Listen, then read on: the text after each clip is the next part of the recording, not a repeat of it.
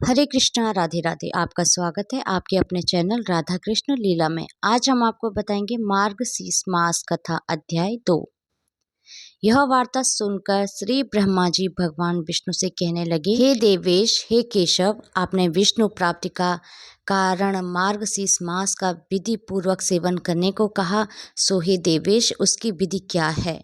श्री भगवान कहने लगे कि आलस्य को छोड़कर मनुष्य रात्रि के अंत में उठकर विधि पूर्वक उच्च अनाद करके गुरु को नमस्कार कर मेरा स्मरण करेगा, पवित्र होकर मौन धारण कर भक्ति से मेरे सहस्त्र नाम का कीर्तन करे, ग्राम के बाहर जाकर यथा विधि मल और मूत्र का त्याग करे, मृतिका आदि से शुद्ध होकर दंत धावन पूर्वक स्नान करके तुलसी की जड़ की मिट्टी को तुलसी पत्र सहित मूल मंत्र अथवा गायत्री मंत्र से अभिमंत्रित करके उस मृतिका को शरीर में लगा ले,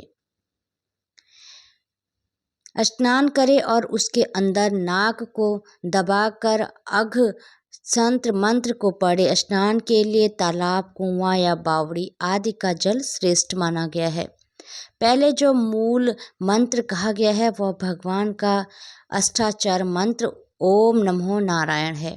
पवित्र होकर हाथ में कुशा ले, आचमन कर अपने हाथ से चारों हाथ की चारों तरफ चौकोन स्नान जल में कल्पना करे और इन मंत्रों से गंगा जी का आह्वान करे कि हे गंगे, तुम विष्णु के चरणों से उत्पन्न हुई हो, हे विष्णु रूपी हो, अंत तुम मेरी रक्षा करो, जन्म से मरण पर्यंत तुम्हें नमस्कार है। वायु ने जो 3.5 कोटि तीर्थ कहे हैं, जो स्वर्ग पृथ्वी तथा अंतरिक्ष में है, वह सब तुम्हारे जल में वास करते हैं। तुम्हारा नंदिनी और देवताओं के यहाँ नलिनी नाम भी है। दक्ष पुत्री, विभागा, आकाश गंगा, विश्वगा, संसार गामिनी, ये नाम योगी लोग कहते हैं। हे जानवी, शांता, शांति प्रदायिनी, शांति देने वाली हो, इन पवित्र नामों को स्नान के समय सदा पढ़ना चाहिए। इससे त्रिपथगामिनी गंगा सदैव उस स्थान में वास करती है। हाथ जोड़कर ऊपर कहे मंत्रों का 7 बार पाठ करें। सिर में अंजलि लगाकर फिर 3, 4, 5 अथवा 7 बार स्नान करें और नीचे लिखे गए मंत्र से अभिमंत्रित करके मिट्टी को शरीर में लगाए। मृतिका का मंत्र है, मृतिके तुम पर घोड़े चलते हैं, रथ चलते हैं, तुम भगवान विष्णु के चरणों से नापी गई हो, तुम रत्नों को धारण करने वाली हो, अंत मैंने जो पाप किए हैं उनका नाश करो। हे मृतिके, सैकड़ों बाहु वाले श्री कृष्ण ने वहरा रूप धारण करके तुमको ऊपर उठाया है। हे सुभद्रे, तुम सब प्राणियों की उत्पत्ति का स्थान हो, तुमको नमस्कार है। इस प्रकार स्नान करके विधि पूर्वक आचमन करें और जल के किनारे पर खड़े होकर स्वच्छ वस्त्र धारण करें। आचमन करके देवता, ऋषि और पितरों का तर्पण करके दूसरी धोती को धारण करें। तर्पण की धोती को निचोड़े तथा शुद्ध मृतिका को लेकर अभिमंत्रित करके आलस्य को त्याग कर वैष्णव लोक ललाट में यथा संख्या ऊर्ध्व पुराण तिलक लगावे और क्षत्रिय 4, पुराण वैश्य 2, पुराण स्त्री तथा शूद्रों को 1-1 पुराण धारण करना चाहिए। ब्राह्मण मस्तक, उदर, वक्ष स्थल, कंठ, दोनों काख, दोनों भुजा, दोनों कान, पीठ, त्रिक अर्थात रीढ़ में 12 पुराण लगाने चाहिए। क्षत्रिय को ललाट, हृदय और दोनों भुजाओं में धारण करना चाहिए।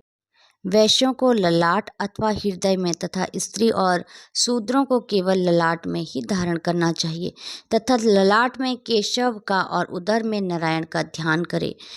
ब्राह्मण वक्ष स्थल में माधव का, कंठ में गोविंद का, विष्णु का, बाहु में मधुसूदन का, कानों में मूल में त्रिविक्रम का, वाम पार्श्व में वामन का, वाम बाहु में श्रीधर का, कान में हरिकेश का, पीठ में पद्मनाभ का चित्र, रीढ़ में दामोदर का न्यास करे और हाथ धोकर तिलक जल को भगवान वासुदेव का ध्यान करके सिर पर धारण करे। क्षत्रिय ललाट में केशव का, हृदय में माधव का, दोनों भुजाओं में मधुसूदन का स्मरण करे। अब वैश्य का कृत्य सुनिए। ललाट में केशव का, हृदय में माधव का ध्यान करे। स्त्री और शूद्र ललाट में केशव का ध्यान करे। भगवान कहते हैं, हे ब्राह्मण, इस प्रकार मेरी प्रसन्नता के लिए इस प्रकार मेरी प्रसन्नता के लिए पुराणों को धारण करे। श्याम वर्गी का तिलक शांति देने वाला है, रक्त वर्गी का तिलक वैश्य को करने वाला है, पीत वर्णी का तिलक लक्ष्मी को देने वाला है और श्वेत वर्णी का मोक्ष देने वाला है। इन तिलकों को एकांतवासी होकर महाभाग वाले लोग समस्त लोक के हित में रत रहने वाले धारण करते हैं। बीच में छिद्र छोड़कर विष्णु चरण की आकृति के समान पुराण को धारण करे। मध्य में छिद्र से युक्त तिलक को हरि मंदिर कहते हैं। मध्य में छिद्र से युक्त तिलक को हरि मंदिर कहते हैं। ऊपर को उठाए सुंदर हो, सीधा हो, पतला हो, पार्श्व भाग सुंदर हो और मन को मुग्ध करने वाला हो, यह उत्तम तिलक कहा गया है। और जो बिना छिद्र का तिलक धारण करता है वे द्विजों में उद्धम है, और जो द्विजों में अधम बिना छिद्र का ऊर्ध्व पूर्ण धारण करते हैं वह तिलक में लक्ष्मी के साथ स्थित मुझको अलग करते हैं। अंत छिद्र युक्त पुंड को धारण करे। यदि बड़ा छिद्र हो तो उत्तम कहा गया है। ब्राह्मण भगवान के सालोक्य पद प्राप्ति के लिए सदा इस तिलक को धारण करे। हरे कृष्णा, राधे राधे। भगवान श्री कृष्ण और राधा रानी की कृपा आप सभी भक्तों पर हमेशा बनी रहे। जय श्री राधे।